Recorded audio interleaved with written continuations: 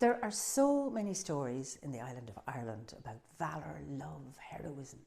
And in so many of those stories, there are mentions of characters, although key to the story, so often disappear into the realm of unimportance.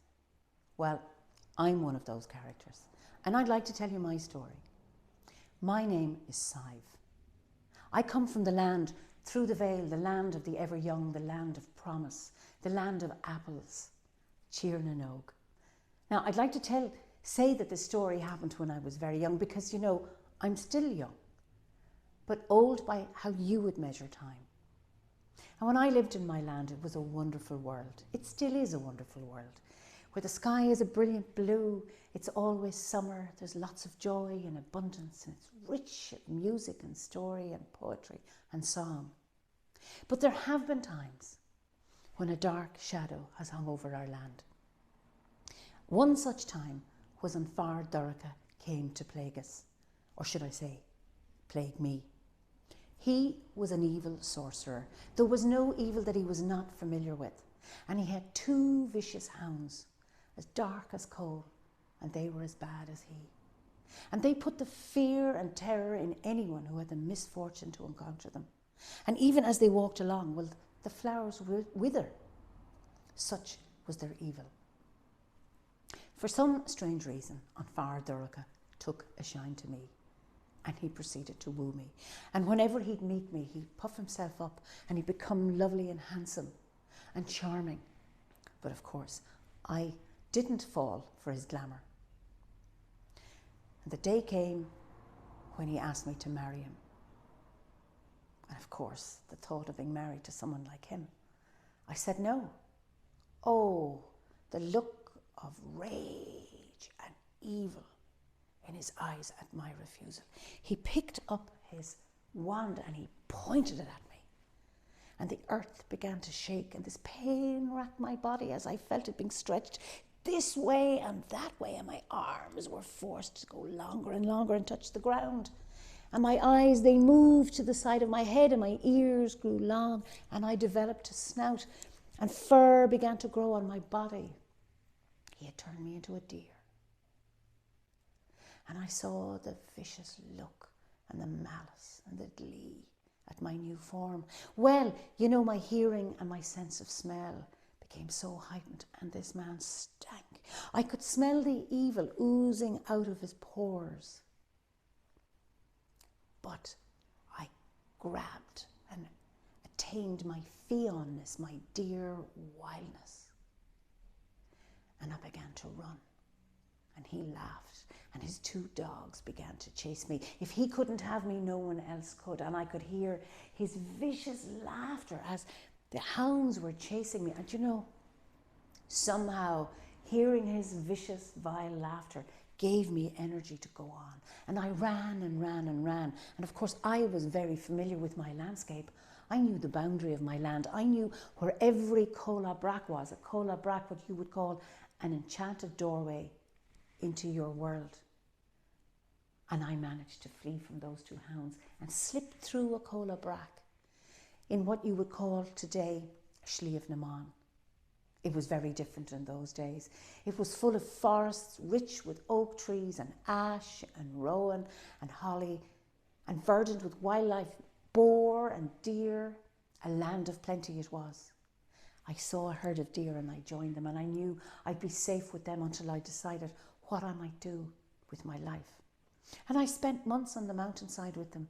There was plenty to eat, and I always kept an eye out for hunters, and I managed to keep myself safe. Then one day, a band of warriors in Finuge were hunting on Sheehan, and I saw their leader separate from them, and he was followed by 2 magnificent wolfhounds. And very quickly, the wolfhounds caught my scent and they gave chase, and I ran and I ran and I ran, but I wasn't able to outrun them. Eventually they caught up with me, but you know, they sensed something different about me, and they didn't attack. They just ran around me yapping. And then their owner came up, and there was this fine, handsome man on a horse with golden hair and blue eyes and a soft, warm expression on his face, and he spoke softly to me. You see, he knew too I was no ordinary deer. He came down from his horse. He looked at me and he spoke to me in a kind voice. And then the rest of the warriors arrived and he said, "This deer is not to be harmed. This one is a special one." And they were happy enough because the hunting had been good that day and there'd be plenty of meat for the feast that night. So we all headed off to Almu, to his fort. And when we arrived at the fort, he took me into his chamber and he left me there. And he went off to join the feast with his friends. And then I was looking around the room. My God, it was great to be inside the building again. And I regained the form you see now.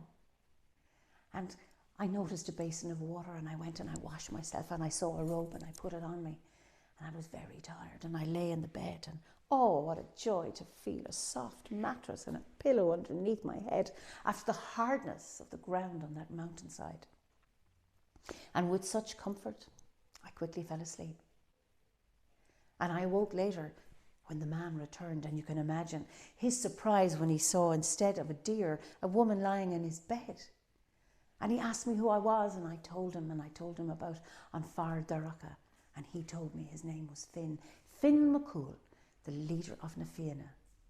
And he promised me that I would be safe in Almu. He said it was protected from all sorcery. And we spent weeks together talking and sharing our lives and stories together, and we fell in love. And imagine our joy when we discovered that I was pregnant and I could feel a little warrior in my belly. And every day our love grew stronger and stronger.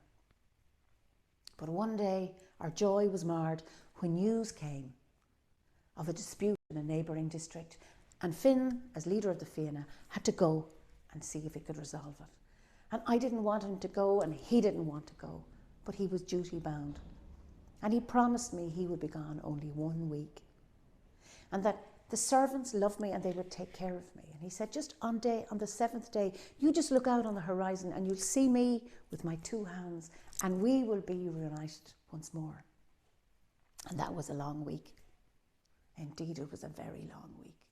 But on the 7th day, I was watching the horizon, and then I saw, there he was on a horse with the 2 hounds, and without thinking, I ran out of the fort, and I could hear the servant saying, Sadhb, don't go, come back. But such was my excitement and my impatience at being reunited with my love, I didn't listen. And I ran towards them. And then as I got closer, to my horror, I realised it wasn't Finn, it wasn't Bran and Skeolan, but An Fear Dhearcadh with his 2 vicious hounds. And before I could turn, they grabbed me. And the look of malice in the Fear Dhearcadh's eyes when he had grabbed me once more, he won't get away from me again.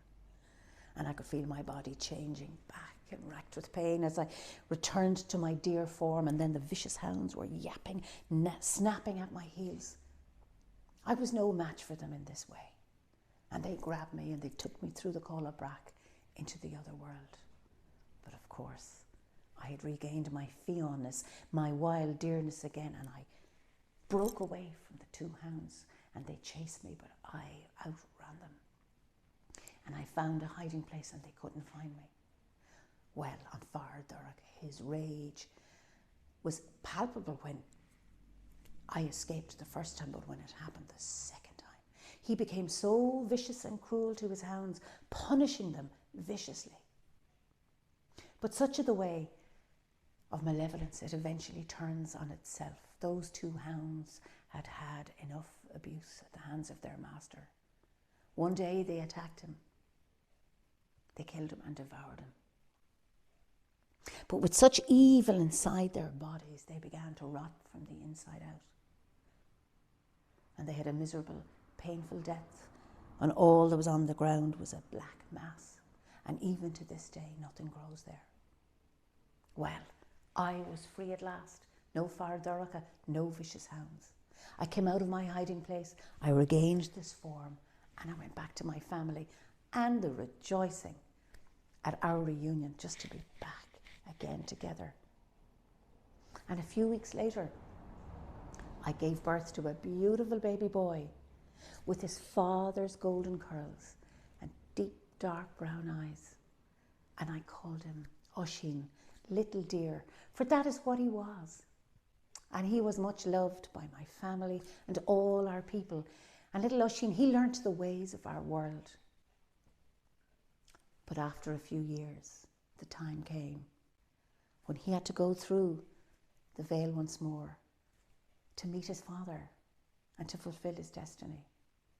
Oh, I was broken-hearted at having to leave my son. And what mother wants to leave her child? And it's been the plight of many a mother who's had to give up her child. But at least I had a choice. Others have had their children stolen from them.